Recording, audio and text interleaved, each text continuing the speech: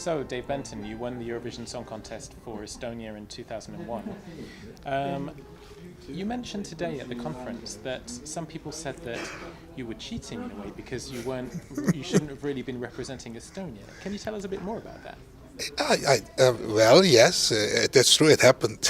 I mean, Who was it who said that? no, I was in a TV show on the BBC, Uh-huh. and the first time we came to England after winning the Eurovision, and maybe he was making a joke or whatever, but he said, Dave Benton, you're from Aruba, you have a Dutch passport, you're representing Estonia. Dave, you cheated.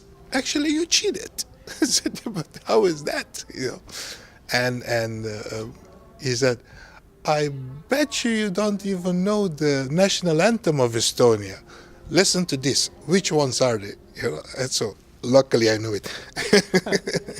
But I think it is because of the fact that there you go, for the first time, another nationality artist is winning for another country, actually. But actually, everything was legal. It's legal because you have a European passport.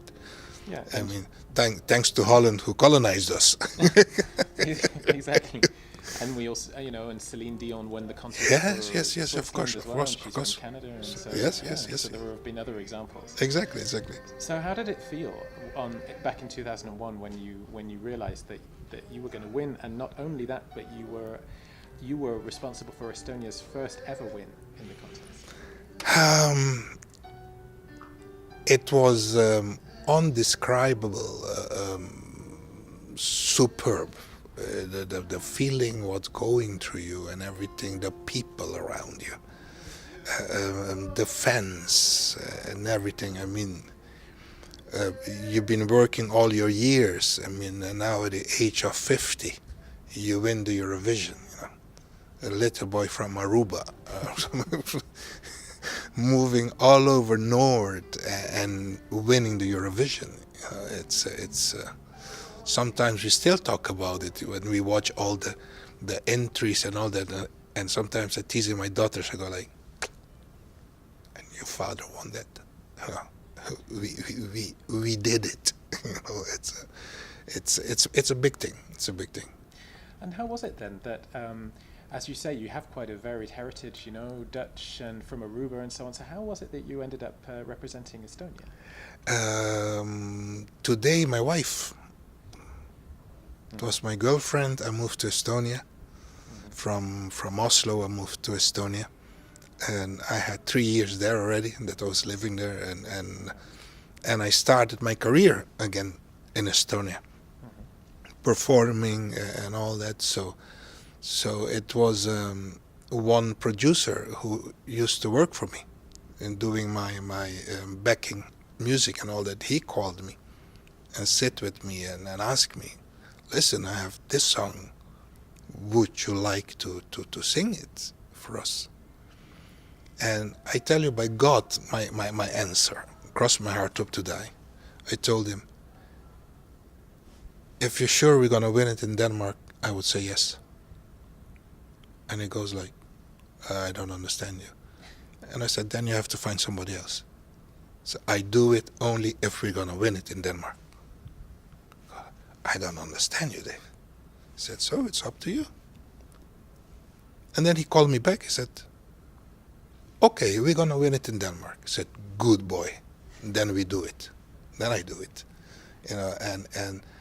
And I started a campaign for myself, and I started a campaign of, listen, we're going to win it. We are going to win it.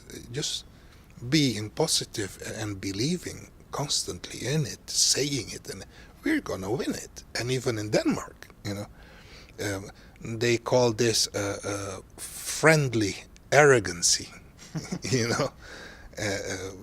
to all the countries, all the interviews. No, we're here to win it.